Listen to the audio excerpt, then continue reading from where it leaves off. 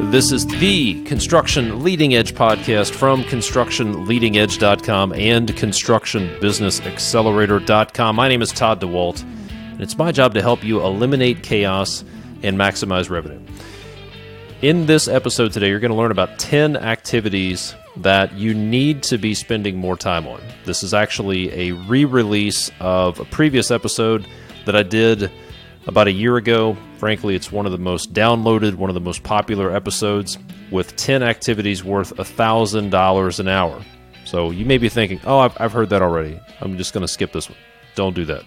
There are 10 activities in here worth at least $1,000 an hour. Some are worth even more. So whether you're a construction business owner, project manager, superintendent, engineer, estimator, you're going to get some things out of this that will be worth $1,000 an hour to you. So if you own a business, I can't imagine anything else that you can work on that's worth more than $1,000 an hour. If you work for a company, if you're an employee or an aspiring business owner, I've got some things I want to share with you as well that are going to be high value. A couple of resources that I want to talk to you about before we get into this episode. First, if you've listened to me talk much at all, you know that I'm all about communication. And I believe that if you are in leadership at any level, project, business, crew, whatever level that you lead at, your job is to communicate the right information to the right people at the right time at the right level of detail.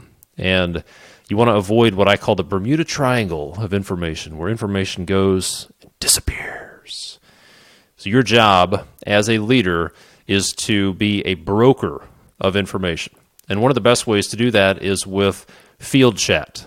If you're looking for a simple way to manage communication on construction job sites and on your crew, then you need to check out field chat, because that's exactly what they do. That's all they do is manage communication for construction people. All right, so go to fieldchat.com/edge. Check it out. It integrates with Procore, PlanGrid, probably even more stuff by now, and they will help you streamline your communication. They're offering some pretty good deals for you as the Construction Leading Edge podcast listener. So go to fieldchat.com/edge, EDGE, and check that out.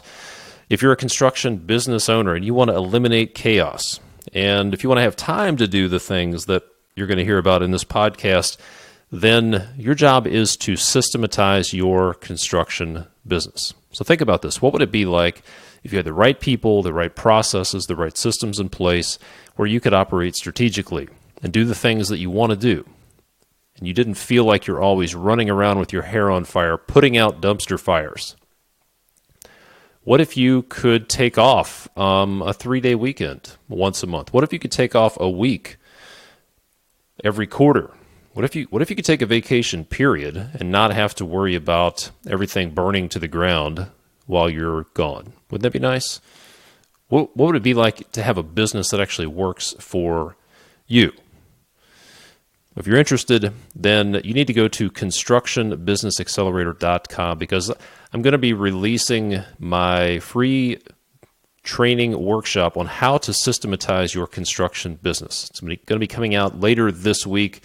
This is November 4th, and later on this week, the first video is going to drop, and then I'll be opening up my Construction Business Accelerator program for enrollment soon in the middle of November 2019. So if you want to get your business systematized, if you want systems and processes, if you're like hundreds of people who told me I need systems and processes, then this is the place to start. Free training video workshop. Go to ConstructionBusinessAccelerator.com. You can sign up there, and I'll send those videos to you as soon as they come out.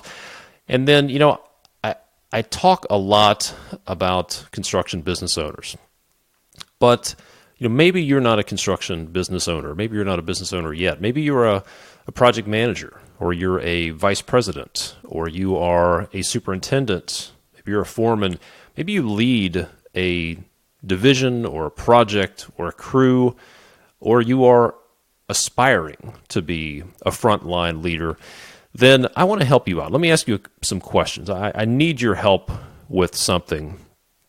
So if you're a frontline construction leader, what if you could have access to a community of other like-minded leaders like you? What if you could ask them questions? What if you could bounce ideas off them? Maybe when you run into challenges on a project, what if you could tap a community of other like-minded people that you know think like you, and you could bounce ideas off those people or get some help, find out how to avoid painful learning curve, right? We want to avoid learning curve. It's great to learn from your mistakes. It's better to learn from other people's mistakes, and it's even better than that to learn from other people's successes. So maybe you work in a small company. Maybe you don't have access. Maybe you're the only project manager. You're the only superintendent, or there's really nobody else you can talk to. And then what if you could get access to leadership training? What if you could get the resources that would help you add more value to your company, help you streamline your projects, bring your projects in faster, higher quality, higher customer satisfaction, take care of your clients better, and help you earn more money, help you move up the corporate ladder, move up the chain, move to a higher level, add more value, create more value, earn more money. What would that do for you? So if that's something that you're interested in, then I am considering putting together a community and putting together a program to help you, but I need your help. So if this interests you, if you're a frontline construction leader, project manager, estimator, superintendent, foreman, or you aspire to be, then I want you to do one of two things. Either send me an email, todd@constructionleadingedge.com, or send me a text. Pause as soon as you hear this number and send me a text. You can send it to 859-667-2015 and let me know you're interested in the Frontline Leader Program. All you got to do is send me a text, Frontline Leader Program, to 859-667-2015. Hit pause, do it right now, and I'll get in touch with you. But I need your help to put this program together. I want to make it high value for you. All right? So now, without further ado, let's get into the 10 activities that are worth $1,000 an hour, at least $1,000 an hour to you. Enjoy.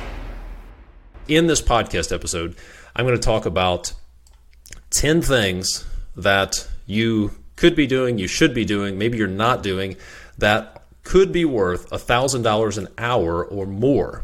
You can't afford to be doing things that are worth less than $1,000 an hour. So the number one thing that you can do that's worth at least $1,000 an hour is selling new work. For example, you could spend 8 hours estimating, selling, and negotiating a project that has $8,000 of profit in it. That means your time spent selling and estimating is worth $1,000 an hour. All right. Number 2, upselling. Selling more work to existing clients.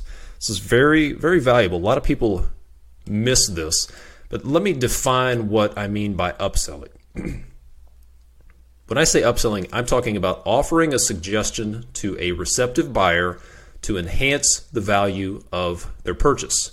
Now, the key to upselling is understanding the timing of making the upsell offer. The sweet spot is to offer the upsell after they've made the decision to do business with you and before there are ramifications for making this change. So the ideal time would be as soon as they made the decision to do business with you and before you've started the work, maybe even before you sign a contract, if that's an opportunity. But if you already have signed a contract, it could be a good time to go offer an upsell to them. Again, an upsell is offering a suggestion to a receptive buyer to enhance the value of their purchase. I'm not talking about holding them hostage with change orders, but something more valuable. So here's a couple of things you can do to upsell more work. The first step would be to identify the types of customers you're dealing with. You're going to put together an upsell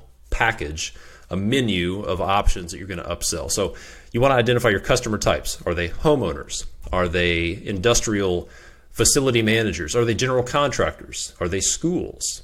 Are they hospitals? Are they an apartment property manager? What are your customer types? And then select the list of upgrades you could offer that could be valuable to them, and then be able to point to why they might be valuable to them. So a couple of examples: if you're a siding contractor, then you would offer potentially a new front door, new shutters, windows, gutters and downspouts, maybe a garage door. Maybe there's an exterior lighting package that you offer, maybe even some stone veneer as an accent. If you're an electrician, you might want to offer some sexy exterior lighting on their deck or their patio. Maybe check out their gnarly old electrical service and upgrade it to a new panel. Maybe even install a whole house emergency generator so they can ride out the next ice storm or the power outage. You get the idea. But the idea is to ask two questions. Ask a two-word question. Actually, there are two questions. The first question is a two-word question, and that is, what else? What else can we do for you? What else can we offer to add value to the purchase you've already made? What else? What else can we do that would be valuable? And then the other question is, while we're here, what else can you do? Ask the question to your client. While we're here, what else can we take care of for you? And then also ask the question of yourselves. While we're here in this neighborhood, what else can we do for the neighbors, for the folks up and down the street, the people across the street? While we're here, how can we maximize the revenue from this trip? So simply asking that two-word question, what else? And then that three-word question, while we're here, you should expect to get a 1 to 2% bump on every project through an upsell. So by simply asking that question, you could increase your revenue 1 to 2%, easily worth $1,000 an hour. So number 3 is building key relationships. Time spent building key relationships is worth easily $1,000 an hour. And when people ask me, how can I grow my business? How can I generate more leads? Should I do advertising? Should I be on Yelp? Or should I buy leads from these internet services? My advice to people is this. Step 1, build a referral network. Build a referral network. And what that means is, first of all, find the type of people through whom most, if not all, of your projects come through. For example, if you do high-end residential remodeling, chances are very high that they're working with an architect. So instead of you trying to go find those homeowners who have projects, you should go find those architects, who those homeowners are coming to, and build relationships with the architects. If you do commercial tenant improvement work, you would want to develop relationships with property managers and real estate brokers. So think about, who do most of these customers go through, and then go build key relationships with them. You could spend, for example, you might spend a few days building your referral network. You may contact 50 people, get one key relationship out of that will generate a steady source of leads for you for the next several years.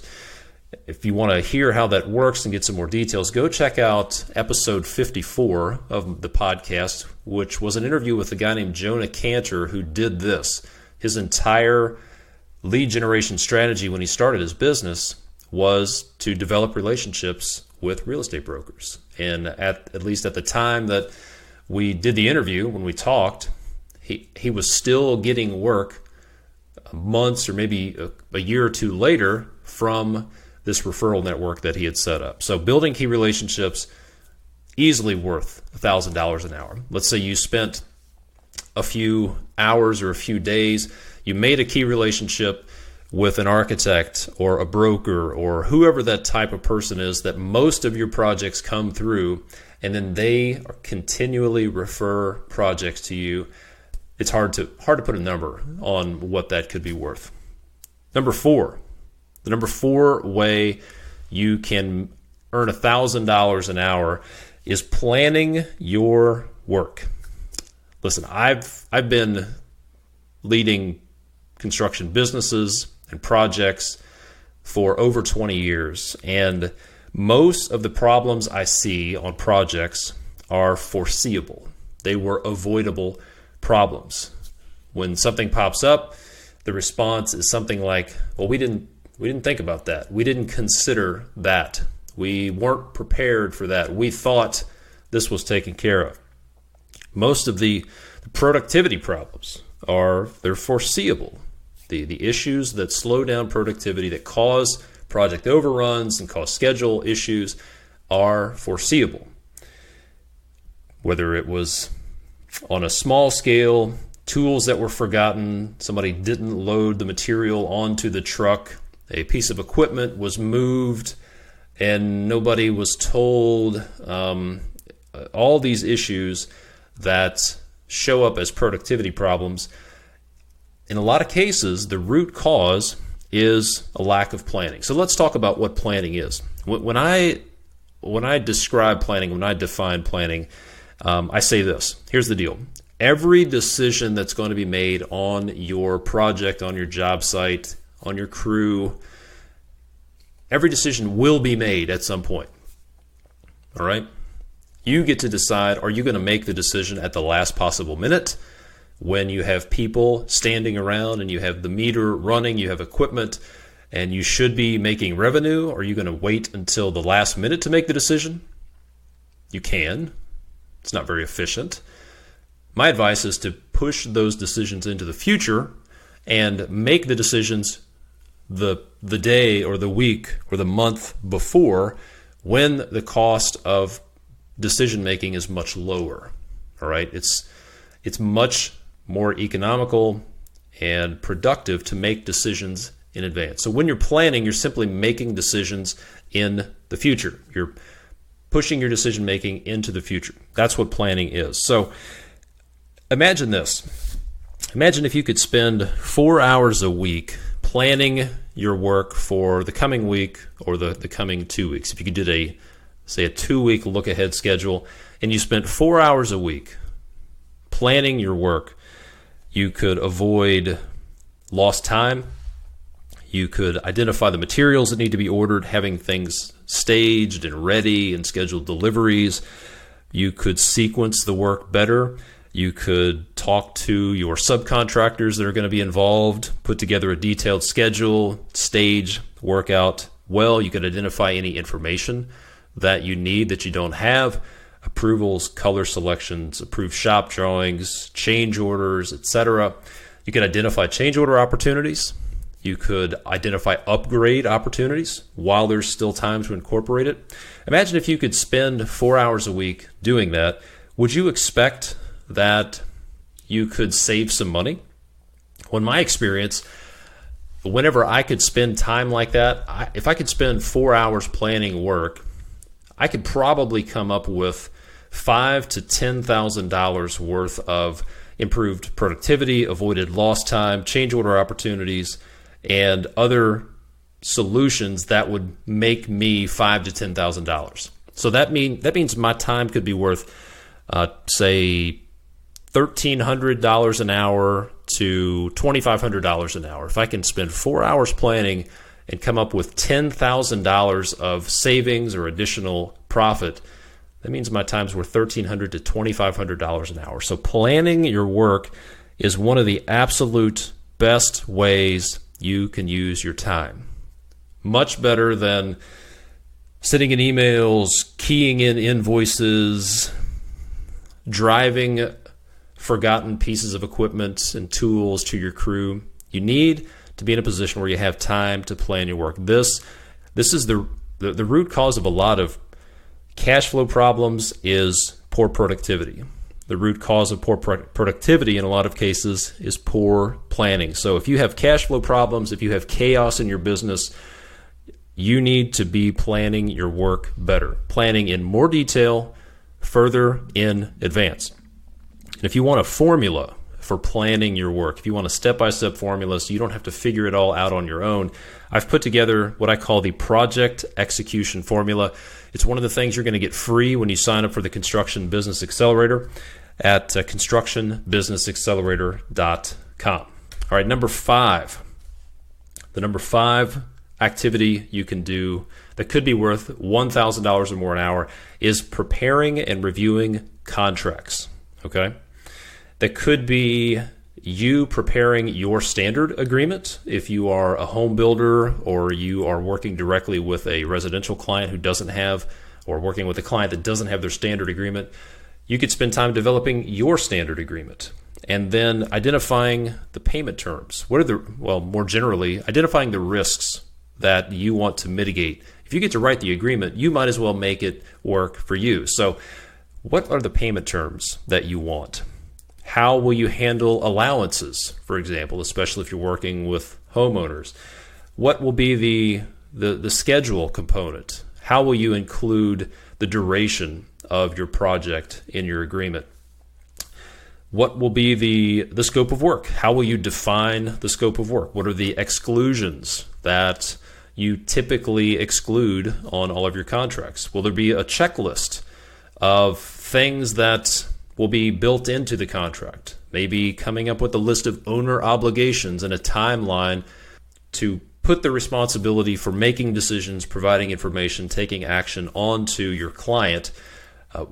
Because in a lot of cases, your client has to do things at a certain time in the sequence that you need it to happen to support your project. And one of the best ways to do that is to come up with an owner obligation checklist, make that part of your contract. So maybe developing your standard agreement, spending some time developing your standard agreement. Think about if you could spend 4 hours working on your standard agreement, making tweaks, what kind of chaos and problems and risks and money could those negative things, what could it avoid for you? But then what sort of profitability could you expect that to yield for you this year and next year if you could get that right? So spending time developing your agreement is time well spent. Also, if you are a general contractor, spending time reviewing your sub-agreements and then assigning risk, defining scopes of work, identifying the gaps between different trades and their scopes of work, identifying potential overlap where you could be paying twice for things. That's time well spent.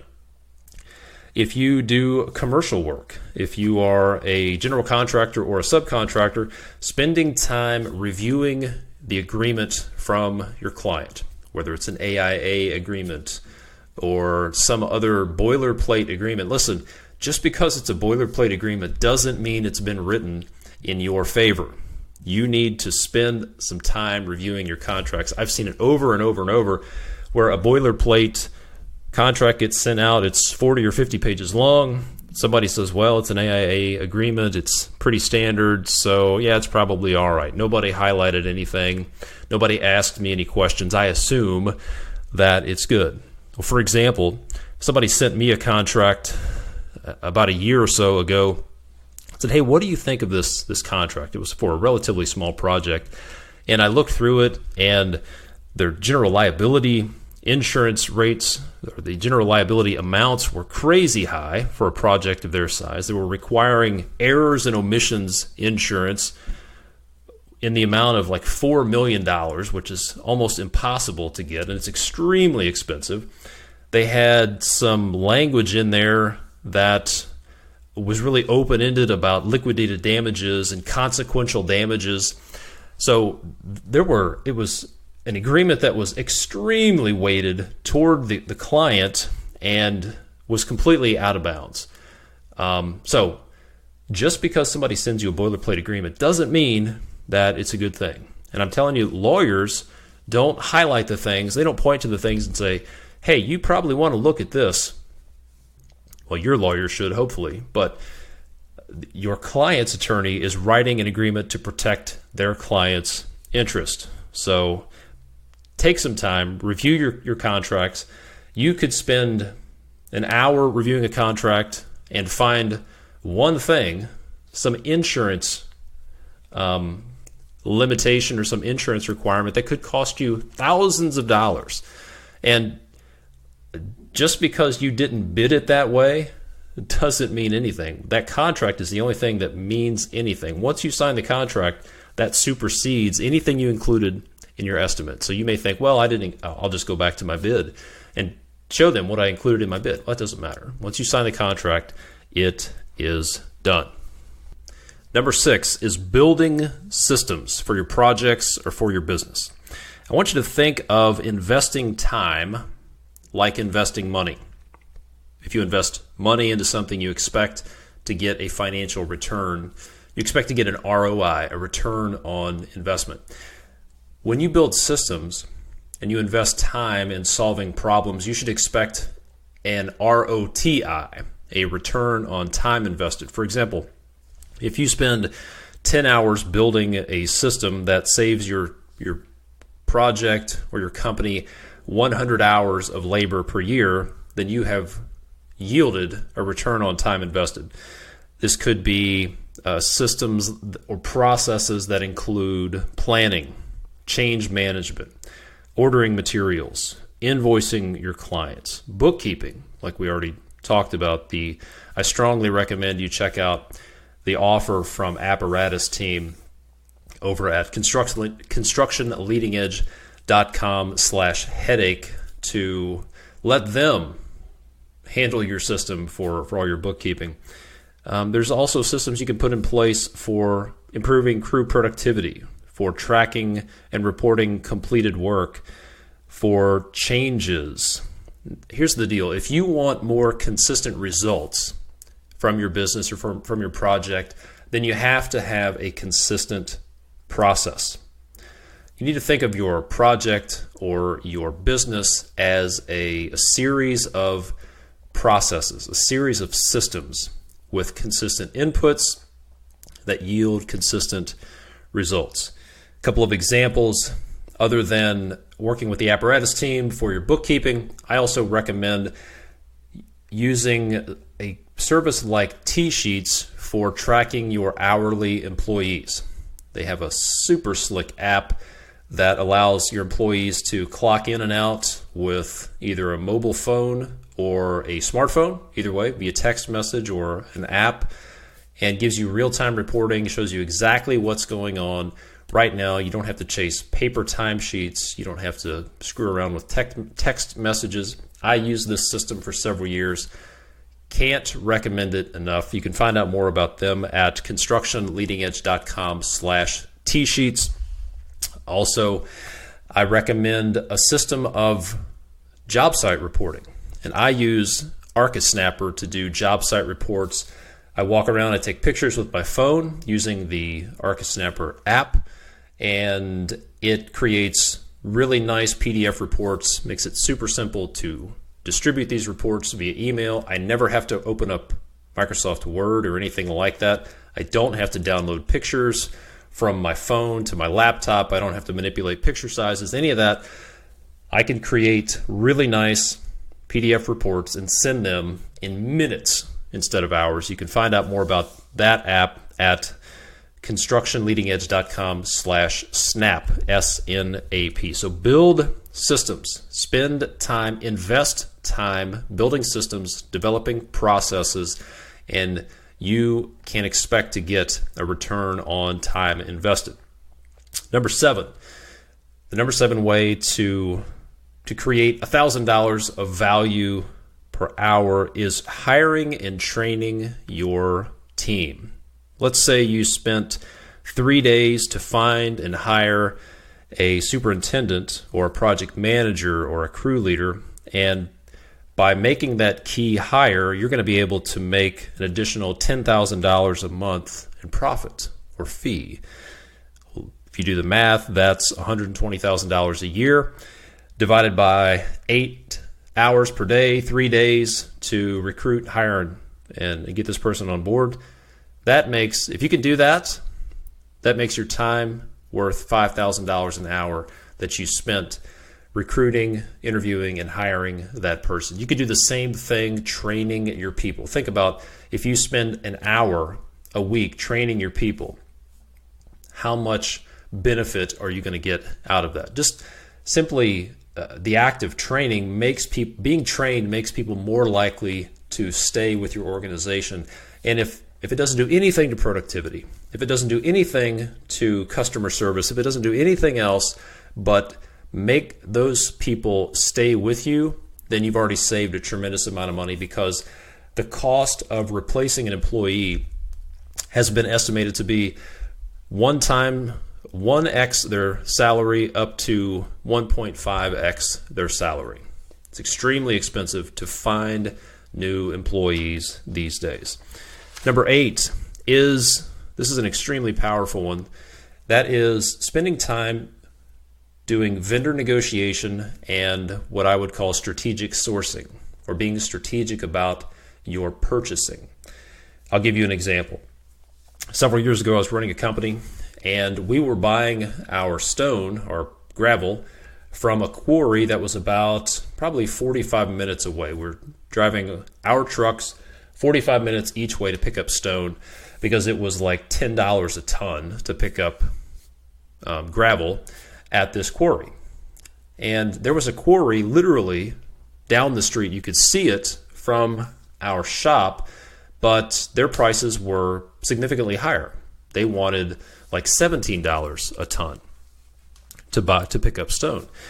And we did this for a year. We bought a lot of stone. We bought somewhere between 8 to 10 truckloads of stone a day. So we were doing a lot of volume. Well, one day I decided I'm gonna see if I can negotiate a better deal with this supplier down the road, because we were spending a lot of money in labor and maintenance, having trucks on the road, and getting stone to our projects was a problem, because it took an hour and a half round trip.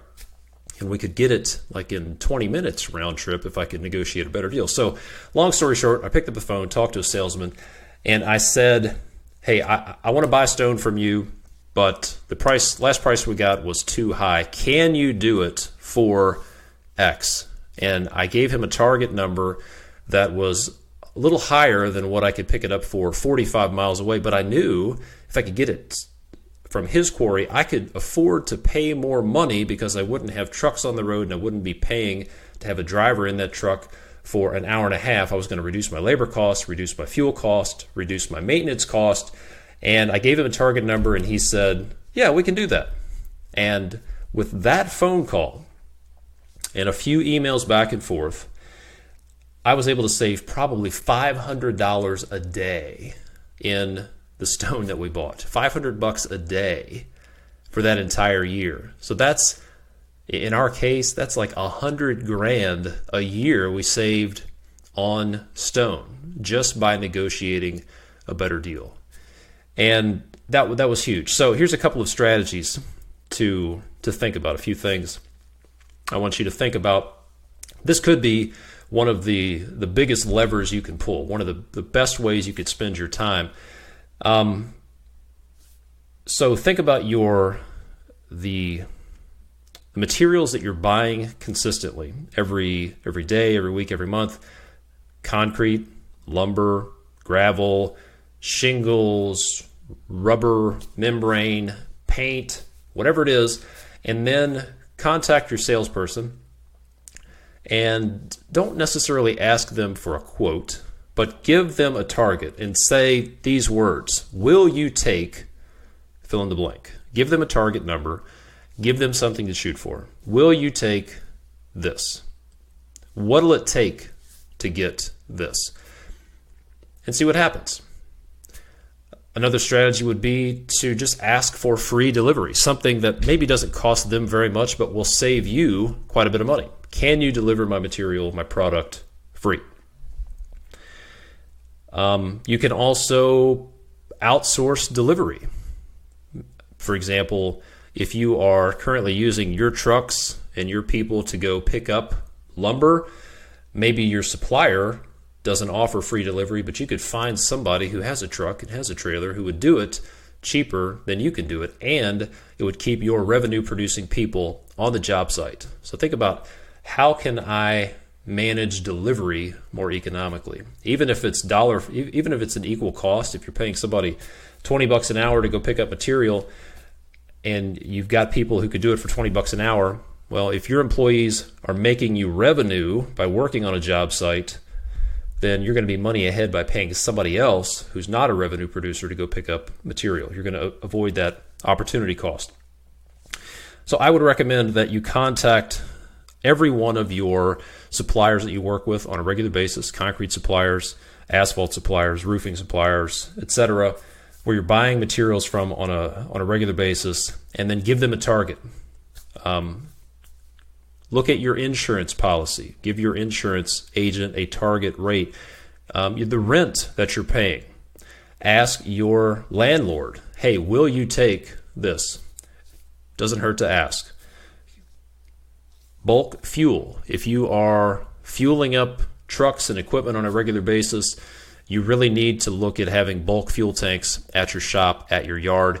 You'll save money on fuel. You'll get it a few cents cheaper by the gallon than what you can get it at a gas station. But more importantly, you'll keep your people out of gas stations, because if you have bulk fuel storage tanks at your shop, there's no chance they're going to buy donuts, cigarettes, lottery tickets, spend 15 minutes in the restroom every time they fuel up. And by having bulk fuel tanks at your shop or at your yard, you can have somebody fuel up trucks before hours or after hours so that they're not doing that activity during revenue producing hours. Another one that you may not have thought of would be your credit card. I would recommend that you contact your credit card and say, I want to lower APR. I want to lower my interest rate, or I'm going to have to go somewhere else. There are scripts out there that you can follow word for word. People have done this over and over and over in recent years. And if you want to find a script, just go to Google and look for lower my credit card rate script, and you'll find some scripts that people have used. But the key difference here is don't ask, hey, can you lower my rate? Can I get it for a lower price? What do you think? The difference is give people a target and say, this is what I'll pay. Can you do this? Don't leave it open-ended. So same thing with parts. If you're buying equipment parts, you can negotiate a discount rate from your supplier off retail. If you go in and buy it at over the counter without a corporate account, you may pay retail, maybe a little bit off. But if you set up a corporate account, you can get 15, 20, 25% off retail by having that commercial account. So in general, set up commercial accounts, get a negotiated discount off retail, lock in prices for the entire year, not just for a particular project, and do an 80-20 analysis of all your purchases. Have your accountant or go into QuickBooks, whatever you use, and print off your material purchases, sort it by the suppliers with whom you've spent the most money in the last 6 months or the last year. Start with them, give them a target. If you can reduce your material cost, that's going to be a huge win. Maybe you'll get lucky and you'll spend 2 hours, like I did, negotiating a price with a supplier that saved me $500 a day. That's time well spent. Number 9 is to spend your time doing quality control and quality assurance on your projects. My recommendation is not just to wander around jobs every day and micromanage your people, but you want to do an 80-20 analysis and figure out where are the biggest risks in my projects. What are the key points at which long-term risks can get covered up?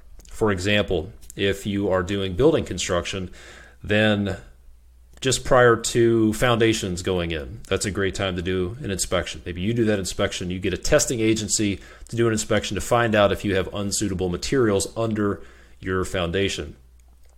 Before a slab gets poured, that's a great time to do a QA/QC check. When windows are going in, it's a great time to look for potential moisture problems. Before drywall is installed, that's a great time to spend some time reviewing, taking pictures of everything inside of walls, especially on exterior walls. Maybe do some water testing if you have a curtain wall system or something where there's a significant risk of water intrusion. But look at the key points in your process at which high-risk things can happen. When are things going to get covered up? And then spend your time doing quality control inspections at those key points when things are going to get covered up. And again, I recommend using a reporting app like ArcaSnapper. I mentioned you can find out more about that at constructionleadingedge.com/snap. That's what I use when I do inspections and send out reports. It gives me not only a great way to issue reports to everybody involved, but it gives me great documentation. And if you've ever been in any sort of dispute, you know that who has the best documentation typically wins. And number 10, the number 10 activity you can engage in that could be worth $1,000 or more per hour is strategic planning for your business, establishing the vision and direction of your company. Where are you going? What do you want your company to look like in 6 months, in a year, in 5 years? What do you want to accomplish with your company? Is there some purpose that's bigger than just you? Do you want to be able to give back to your community? Do you want to fund missionaries? Do you want to build schools in Africa? Do you want to feed the homeless? What's the purpose of your company? What's the direction of your company? What's the vision of your company? And then to figure out, what are the roadblocks and the obstacles? What are the things that are holding you back? What are the missing pieces to the puzzle that need to be solved? What are the roadblocks that need to be dismantled? Systems that need to be put in place? Things like that. You need to be spending time operating at that level. You need to get out of the weeds and operate at a 30,000 foot level and look at, what are we doing? Where are we headed? Where do we want to go? That's very important. Otherwise, you're just going to go from day to day, just slogging it out and surviving month after month, year after year, and not necessarily getting anywhere. So spend some time doing strategic planning. And the key to getting somewhere is, 1, knowing where you're at, 2, figuring out where you want to go, and then 3, mapping out a course to get there. So those are the 10 activities. There are more, but those are 10 activities that I came up with that could be worth $1,000 an hour or more for you. Now you may be thinking, crap, I'm not spending time on some of those. Maybe I'm not spending time on any of those activities. I'm not doing strategic buying. I'm not doing quality control. I don't have enough time to sell. I don't even have time to think about building relationships or building systems or reviewing contracts. I'm just scrambling around, just trying to keep up with chaos. I just don't have time. Well, here's the reality. Everybody has the same number of hours per week. Everybody, you, your competition, the big contractors, the little contractors, the successful ones, the unsuccessful ones, you all have 168 hours per week. The difference is, what are you doing with your time? Are you spending your time chasing your tail, running in circles, doing things? If that's the case, then yeah, you don't have time to do these things. But that's where you need to be. I'm telling you, if you want to be successful, you need to be spending more and more time on the things on this list. That's how you're going to grow your business. That's how you're going to eliminate the chaos. That's how you're going to get out of this mess and get to the next level. So a couple of resources I want to share with you to help you get started. First of all, go to those links that I talked about. Check out T-sheets for timesheets. If you're spending time processing timesheets, chasing pieces of paper, go to constructionleadingedge.com/T-sheets. Check it out. I've used it. It's a game changer, especially if you don't have any kind of system or a good system for managing timesheets. For QA, QC reporting or job site reporting, if you're spending a lot of time preparing job site reports, you need to be using ArcaSnapper. Go to constructionleadingedge.com/snap. A couple of podcast episodes to go check out if you want to free up time to spend more time on this top 10 list. First of all is episode 31, which is titled The Unimportance of Practically Everything You Do. You're going to learn more about the 80-20 principle and how you can apply that to your business. Next is episode 48, which is about load shedding. It's going to help you identify the revenue producing activities and then give you a process you can follow to shed that load from your system so you have more capacity to do the things you want to do.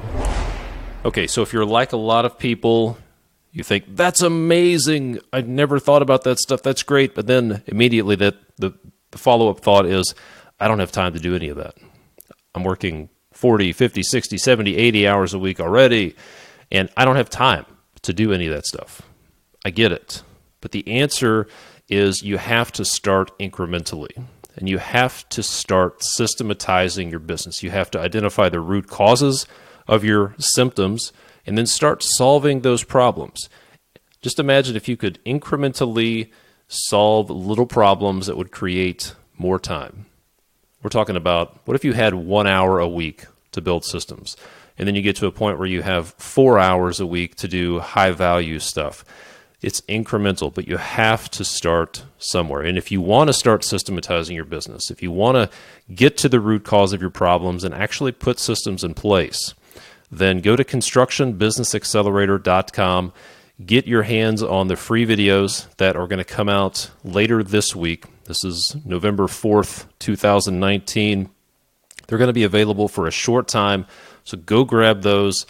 I spent weeks putting these together. It's based on over 20 years of experience and a few years of working full-time helping construction business owners and leaders systematize their business. It is incredibly valuable stuff, and I want to get it in your hands because so many people ask for it. So go to constructionbusinessaccelerator.com, sign up for those free videos on how to systematize your construction business. And if you're a frontline construction leader, crew leader, project leader, superintendent, project manager, foreman, or you aspire to be, and you want to move up in your career, and you want to be part of a community of like-minded leaders, then send me a text, 859-667-2015, and let me know that you're interested in the Frontline Leader Program, or you can send me an email, todd@constructionleadingedge.com. And as always, I appreciate the ratings and the reviews that come in. I received one recently that I wanted to share. I'll actually share a couple. This person said, I appreciate the depth of the content Todd shares and the varied scope of his podcasts. This is a great podcast for construction leaders. I appreciate that. Birch1915 said, there is a ton of relevant and insightful information relevant to anyone in the construction industry. And then Mike Mac 1969 said, a lot of valuable information. I wish all the contractors in my area would subscribe. So if you appreciate the podcast, do me a favor, leave a rating and a review. That helps get the word out there. And then if you could share it with some folks that might get some value out of it, send them a text, send them an email, and say, dude, you need to check out the Construction Leading Edge podcast, especially this one. It's going to make them a lot of money. $1,000 an hour activities. As always, thank you so much for listening. My name is Todd DeWalt. You can find me at constructionleadingedge.com. If you're a construction business owner, go there. You can sign up for a free strategy call with me. I'd love to help you get on course to get your business to the next level, help you achieve what you want, and ultimately grow your business. Thank you so much for listening. I'll see you next time.